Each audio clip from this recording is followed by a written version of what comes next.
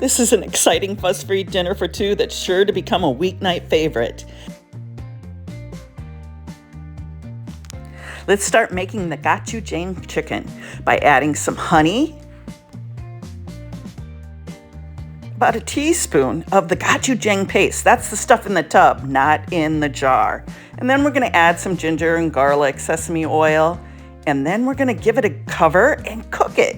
And it's almost steam the chicken so it's nice and tender and it's got the Korean spice cooked right in.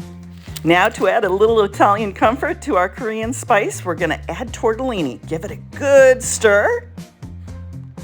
Sprinkle it with some fontina cheese, put it in the oven and bake until that cheese is nice and melted. I like to garnish with some scallions. Now you can enjoy what I think is an exciting fuss-free dinner for two any time of the week.